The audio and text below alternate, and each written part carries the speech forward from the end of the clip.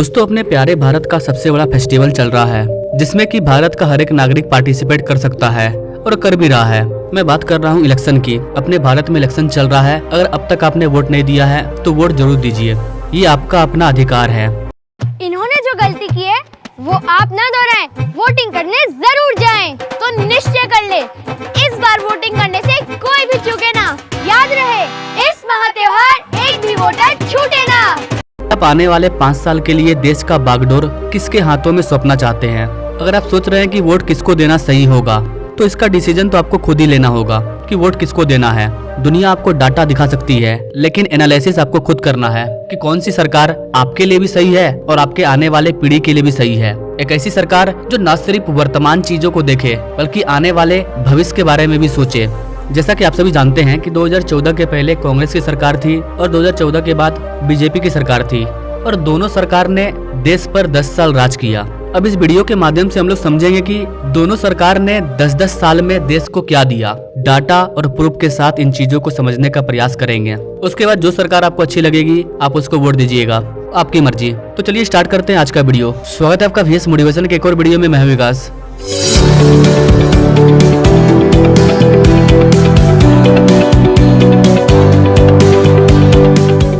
दोस्तों, आप कहीं पर भी रह रहे हैं, आप अपने घर के मेन गेट के चौखट के बाहर जब कदम रखते हो तो वो होता है सड़क, और उसी सड़क के माध्यम से आप दुनिया के किसी भी कोने में जा सकते हो। यातायात का पहला साधन है सड़क, और पूरे वर्ल्ड में सड़क का ही सबसे ज्यादा यूज किया जाता है। इसलिए हम लोग सबसे पहले बात करने वाले हैं रोड्स के बारे में। पिछले 10 सालों में रोड के कंस्ट्रक्शन में 59% की ग्रोथ देखने को मिली है, लगभग 60%। 2014 के पहले अपने प्यारे भारत में 8 से 9 किलोमीटर का रोड डेली बनता था, लेकिन एट प्रेजेंट टाइम ये बढ़ करके 36 किलोमीटर पर डे हो गया है, और ये 2014 के बाद से स्टार्ट हुआ है। बीजेपी गवर्नमेंट नितिन गडकरी के नेतृत्व में काफी स्पीड से देश में सड़कों का निर्माण किया जा रहा है। Ministry of road transport and highway के अकॉर्डिंग 1947 से लेकर के 2004 तक के बीच में भारत के नेशनल हाईवे की जो लेंथ है वो करीबन 65,000 किलोमीटर थी, और 2004 के बाद से 2014 तक में कांग्रेस के काल में लगभग 25,000 किलोमीटर रोड्स वगैरह को बनाया गया, और 2014 तक अपने भारत में नेशनल हाईवे की टोटल लेंथ 90,000 के पार चली गई, 91,287 किलोमीटर। इसके बाद 2014 में आती है बीजेपी। नवंबर 2023 तक बीजेपी ने देश के अंदर करीबन 54,000 किलोमीटर के नेशनल हाईवे को बनाया, जिसके बाद हमारे देश का टोटल रोड नेटवर्क 1,46,145 किलोमीटर हो गया। अगर आप परसेंटेज में बात करें तो पिछले 10 सालों में नेशनल हाईवे का कंस्ट्रक्शन 60% बढ़ा है। अब अगर सिर्फ एक्सप्रेसवे की बात करें तो 2047 से लेकर के 2014 के बीच में भारत में मात्र 760 किलोमीटर के एक्सप्रेसवे मौजूद थे। वहीं 2014 से 2024 के बीच में भारत में 4500 किलोमीटर के एक्सप्रेसवे को बनाया गया। इस प्रकार अपने भारत में अभी 5500 किलोमीटर के एक्सप्रेसवे मौजूद हैं। किसमें क्या क्या डिफरेंस आ रहा है इसका अंदाजा आप खुद से लगाते जाइएगा। ओवरऑल देखा जाए तो रोड कंस्ट्रक्शन के मामले में बीजेपी कांग्रेस से 4 गुना 5 गुना आगे है। अब अगर इंफ्रास्ट्रक्चर बजट की बात करें तो 2014 में भारत का जो इंफ्रास्ट्रक्चर बजट था वो मात्र 1.8 लाख करोड़ था, लेकिन एट प्रेजेंट टाइम 2024 में इंफ्रास्ट्रक्चर का जो बजट है वो 11.1 लाख करोड़ है, यानी कि 2014 से 10 गुना आगे है। ये तो हुआ देश के अंदर के इंफ्रास्ट्रक्चर का बजट। अब अगर अपने पड़ोसी कंट्री के बॉर्डर के इंफ्रास्ट्रक्चर बजट की बात करें, 2008 से 2014 के दौरान भारत के बॉर्डर पर 3,610 किलोमीटर के रोड कंस्ट्रक्शन को बनाया गया था, जबकि 2014 से 2022 के दौरान 6,806 किलोमीटर के रोड का कंस्ट्रक्शन किया गया है। वर्तमान गवर्नमेंट भारत के बॉर्डर को लेकर के काफी ज्यादा कंसर्न है, क्योंकि चाइना और पाकिस्तान दोनों अपना पैर पसारते जा रहे हैं। अगर इस पर अभी ध्यान नहीं दिया गया तो हम अपना बचा हुआ हिस्सा भी खोते जाएंगे। जैसे कि कुछ मूर्ख नेताओं की वजह से हमने पाकिस्तान और बांग्लादेश वाला हिस्सा खो दिया, जो कि हमारा अपना पार्ट था। आखिर ऐसा करके क्या मिला? भारत को बांटने से क्या फायदा हुआ? एक भी चीज आप मेरे को बता दो। कोई फायदा नहीं हुआ है। ऑलरेडी हमने 2 दुश्मन खड़ा कर दिया जो टाइम पर हमारे ऊपर बम बरसाते रहते हैं। अगर अपना प्यारा भारत पाकिस्तान, भारत, बांग्लादेश में नहीं बटा होता तो जिस तरह से भारत का विकास हो रहा है ठीक वैसे ही पाकिस्तान और बांग्लादेश का भी विकास होता। खैर, जो गलती हो गई सो हो गई। अब हमारा जो बचा हुआ पार्ट है, चाहे वो जम्मू कश्मीर वाला पार्ट हो या फिर अरुणाचल प्रदेश वाला पार्ट हो, उसको हमें बचा करके रखना है, और इसके लिए वर्तमान सरकार काफी स्पीड से काम कर रही है।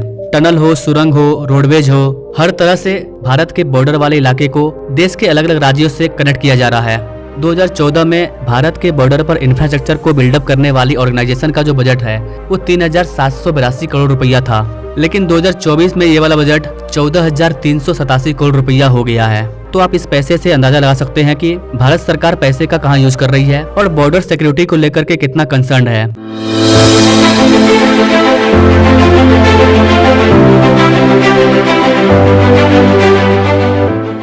अब अगर इंडियन रेलवेज की बात करें तो 2004 से 2024 के बीच में भारत में 5000 किलोमीटर के रेलवे को इलेक्ट्रीफाइड किया गया था। वहीं 2014 से 2024 के बीच में 44,000 किलोमीटर के रेलवे को इलेक्ट्रीफाइड किया गया है। कैन यू इमेजिन, कहाँ 5000 किलोमीटर, कहाँ 40,000 किलोमीटर। और ये कोई फेक डाटा नहीं है, ये रियल में हुआ है। आप इसे कहीं भी जाकर के चेक कर सकते हो, कहीं भी जाकर के सुप्रीम कोर्ट के पास जाकर के पूछोगे ना तो वो भी आपको यही डाटा देगा, क्योंकि जो हुआ है सो हुआ है और ये दिख रहा है। ये तो इलेक्ट्रिफिकेशन का बात था। अब अगर बात करें कि कितने हजार किलोमीटर नए ट्रैक को बिछाया गया है तो 2004 से लेकर के 2014 के बीच में 17,000 किलोमीटर नए ट्रैक को ऐड किया गया था। वहीं 2014 से 24 के बीच में 31,000 किलोमीटर न्यू रेलवे ट्रैक को ऐड किया गया है। अब अगर रेलवे स्टेशन के रिडेवलपमेंट की बात करें तो 2004 से लेकर के 2014 के बीच में 0 रेलवे स्टेशन का रिडेवलपमेंट हुआ था, यानी कि 2014 के पहले एक भी रेलवे स्टेशन का रिडेवलपमेंट नहीं किया गया था। वहीं 2014 से 2024 के बीच में भारत के 1320 रेलवे स्टेशन का रिडेवलपमेंट किया गया है। मैं नए वाले रेलवे स्टेशन की बात नहीं कर रहा हूँ, 1320 रेलवे स्टेशन का रिडेवलपमेंट किया गया है, यानी कि ये पहले से मौजूद था, इसका रिडेवलपमेंट किया गया है। नए वाले की संख्या अलग है। अब अगर बात करें कि कितने नए रेल के डब्बे को बनाया गया है तो 2004 से 2014 के बीच में 32,000 नए कोच को बनाया गया था। वहीं 2014 से 2024 के बीच में 54,000 नए कोच को बनाया गया है। जी हाँ गाइस, 54,000 रेल के डब्बे। 2004 से 2014 के बीच में 2000 इलेक्ट्रिक लोको मैन्युफैक्चर हुए थे, जबकि 2014 से 2024 के बीच में 6500 इलेक्ट्रिक लोको मैन्युफैक्चर हुए हैं। अब अगर फ्रेट कॉरिडोर की बात करें तो 2014 के पहले भारत में 0 किलोमीटर फ्रेट कॉरिडोर को बनाया गया था। वहीं 2014 से 2024 के बीच में 2700 किलोमीटर के फ्रेट कॉरिडोर को बनाया गया है। इसके अलावा मैंने इस वाले वीडियो में बताया है कि अलग से 3 और फ्रेट कॉरिडोर को बनाया जा रहा है, जिसके बाद अपने भारत में फ्रेट कॉरिडोर की डिस्टेंस 5000 किलोमीटर हो जाएगी। अगर आप इसके बारे में पूरा डिटेल में जानना चाहते हैं तो इस वाले वीडियो को जरूर देखिए। इसका लिंक आपको आई बटन या डिस्क्रिप्शन बॉक्स में मिल जाएगा। ये तो हो गया ट्रेन की बात। अब आते हैं मेट्रो पर।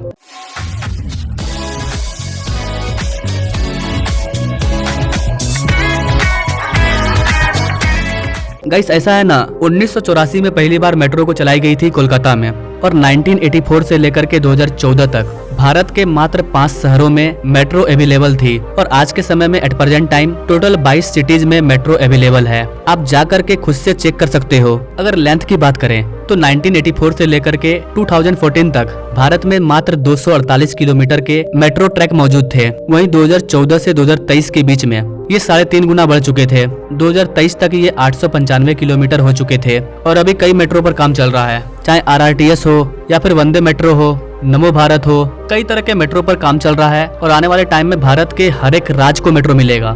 कई राज्यों के लिए तो DPR रिपोर्ट भी तैयार कर लिया गया है। इसी साल 2024 खत्म होते होते अपने भारत में मेट्रो का जो ट्रैक है वो 1100 किलोमीटर हो जाएगा, जो कि 2014 से पहले 300 किलोमीटर भी नहीं था। और ये तो सिर्फ ट्रैक वगैरह का बात हुआ। अगर नए ट्रेनों की बात करें तो ये तो आप सभी जानते हैं कि अपने भारत में किस तरह से देश को वंदे भारत दिया जा रहा है। मेट्रो बन रहा है, अमृत भारत बन रहा है, नमो भारत बन रहा है। पिछले 5 सालों में अपने देश को करीबन 51 नए वंदे भारत मिले हैं, जिस पर मैंने ये वाला वीडियो बनाया है। इसमें आपको हर एक राज्य, हर एक रूट की जानकारी मिल जाएगी। आप चाहे तो इस वाले वीडियो को देख सकते हैं, इसका लिंक आपको डिस्क्रिप्शन बॉक्स में मिल जाएगा। इसके अलावा भारत में 50 न्यू अमृत भारत को भी चलाया जाएगा। इस पर भी मैंने ये वाला वीडियो बनाया है कि किस तरह से भारत में 50 अलग अलग अमृत भारत को चलाया जाएगा। आप चाहे तो इसको भी देख सकते हैं। बुलेट ट्रेन की बात करें तो बुलेट ट्रेन को भी कई राज्यों में चलाने की बातचीत चल रही है। कई जगहों का रूट मैप भी तैयार हो गया है और भारत का जो पहला बुलेट ट्रेन है वो 2026 में बनकर के तैयार हो जाएगा। बुलेट ट्रेन देखिए बहुत ही कॉम्प्लेक्स प्रोजेक्ट होता है। 2017 में इस पे काम चालू हुआ था और 2 साल 2.5 साल लगे पूरे डिज़ाइन करने में।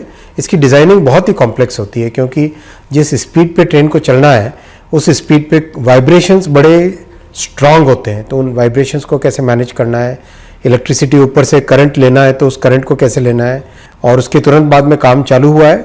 बीच में कोविड का थोड़ा सा सेटबैक लगा और कुछ सेटबैक महाराष्ट्र में श्री उद्धव ठाकरे जी की सरकार ने परमिशंस देने से मना कर दिया था, उसके कारण भी लगा।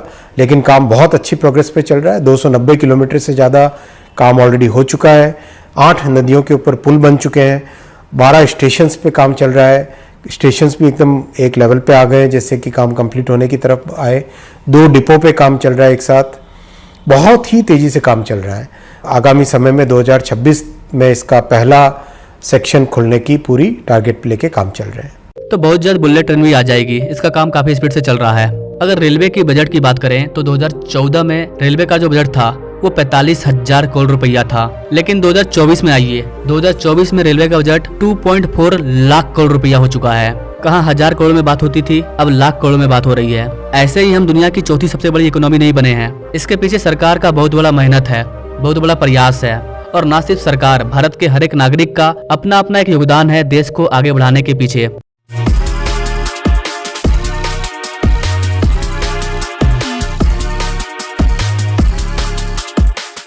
तो रोड की कहानी हो गई, रेलवे की कहानी भी हो गई। अब अगर पावर की बात करें, बिजली की, 2002 में भारत की total power capacity, energy capacity 1,05,000 megawatt की थी। वहीं 2014 में ये बढ़कर के 2,45,000 मेगावाट हो गई। काफी अच्छा ग्रोथ था, लेकिन 2014 के बाद का भी ग्रोथ देख लीजिए। 2023 में भारत की एनर्जी कैपेसिटी 4,16,000 मेगावाट की हो चुकी थी। अभी वर्तमान टाइम में 5 लाख के पार हो चुकी होगी। देखा जाए तो पिछले 10 सालों में भारत की जो पावर कैपेसिटी है वो 70% इंक्रीज की है। आप अगर गौर से हर चीज को एनालिसिस करो तो आपको समझ में आएगा कि ग्रोथ के मामले में मोदी गवर्नमेंट हर गवर्नमेंट से आगे है।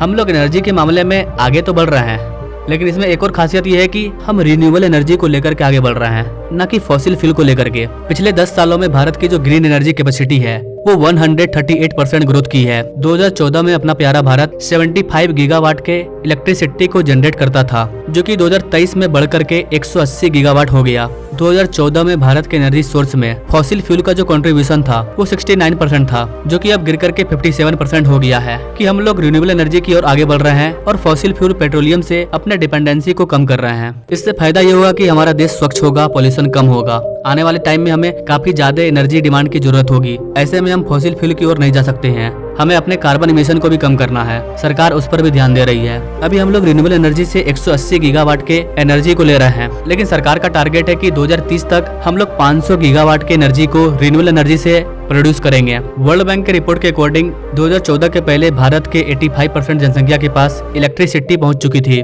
लेकिन वर्तमान समय में भारत के 100% पॉपुलेशन के पास बिजली पहुंच चुकी है। भारत का पहाड़ी से पहाड़ी इलाका जहां पर बिजली पहुंचाना इम्पॉसिबल था, वहां भी सरकार ने बिजली को पहुंचाया है। जैसे कि नॉर्थ ईस्ट, 2014 के पहले नॉर्थ ईस्ट काफी पिछड़ा हुआ था, लेकिन 2014 के बाद से नॉर्थ ईस्ट पर काफी फोकस किया जा रहा है। बड़े बड़े इंडस्ट्री, एम्स, रोड्स वगैरह, हाईवे वगैरह को खोला जा रहा है। 2014 के बाद सिर्फ नॉर्थ ईस्ट में 17 न्यू एयरपोर्ट को बनाया गया है।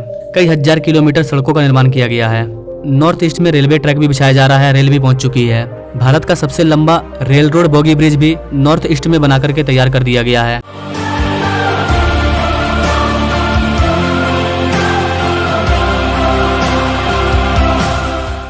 अब अगर पूरे भारत में एयरपोर्ट की बात करें, 2004 से 2014 के बीच में भारत में 44 एयरपोर्ट को बनाए गए थे। वहीं 2014 से 2024 के बीच में 74 नए न्यू एयरपोर्ट को बनाया गया है। एट प्रेजेंट टाइम हमारे प्यारे भारत में 148 नेशनल और इंटरनेशनल एयरपोर्ट मौजूद है।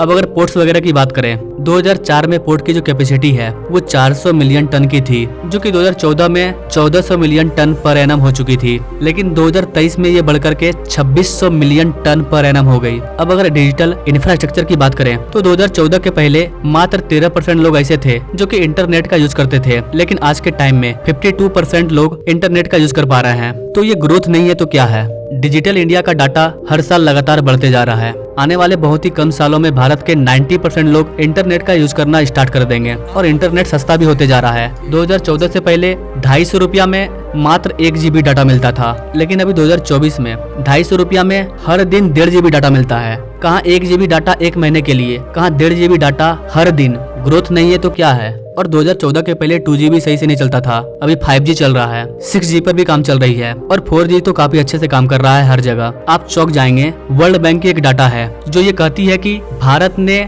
47 साल के टारगेट को 6 साल में कंप्लीट करके दिखाया है, स्पेशली डिजिटल इंफ्रास्ट्रक्चर के क्षेत्र में। और ये चीज मैं नहीं बोल रहा हूँ, वर्ल्ड बैंक बोल रहा है। पूरी दुनिया का सबसे बड़ा बैंक वर्ल्ड बैंक, वो इस चीज को कवर कर रहा है। इसके अलावा बीते 10 सालों में अपने प्यारे भारत में 7 new IITs, 7 new IIM, 15 new AIIMS, 390 universities और हजारों की संख्या में छोटे बड़े हॉस्पिटल वगैरह को बनाया गया है। अब आप खुद अंदाजा लगाओ कि पूरे भारत के लिए, हमारे आने वाले पीढ़ी के लिए और हमारे लिए कौन से 10 साल ज्यादा अच्छे थे, कांग्रेस वाले या बीजेपी वाले। देश में जो काम हुआ है वो दिख रहा है और जिनको फायदा हुआ होगा वो जानते होंगे। बाकी आप इन सारी चीजों के बारे में क्या कहना चाहते हैं कमेंट करें। आप इन सारी चीजों को एनालिसिस करने के बाद ही डिसीजन लीजिएगा, क्या करना है क्या नहीं करना है, किसको वोट देना है नहीं देना है। कुछ लोग जॉब के बारे में बात करेंगे तो उस पर भी मैं अलग से वीडियो लेकर के आऊंगा कि कांग्रेस ने कितना जॉब दिया और बीजेपी ने कितना जॉब दिया अकॉर्डिंग टू योर कॉमेंट। ना वीडियो काफी लंबा हो चुका है, मिलेंगे अगले वीडियो में एक नई जानकारी के साथ। तब तक के लिए जय हिंद। इलेक्शन का दिन मतलब छुट्टी नहीं, ड्यूटी का दिन। सोशल मीडिया मौज मस्ती सब बाद में, पहले ड्यूटी वोटिंग की। वोटर लिस्ट में नाम चेक कीजिए, वोटर सर्विस पोर्टल पे लॉगिन कीजिए। कौन सी डेट, कौन सा बूथ, सब चेक करेंगे, वोट करेंगे। तो जाइए अपनी ड्यूटी निभाइए। ये सिर्फ निशान नहीं, शान है। लोकतंत्र में हमारा भी योगदान है। मेरा वोट मेरी ड्यूटी। मेरा वोट मेरी ड्यूटी।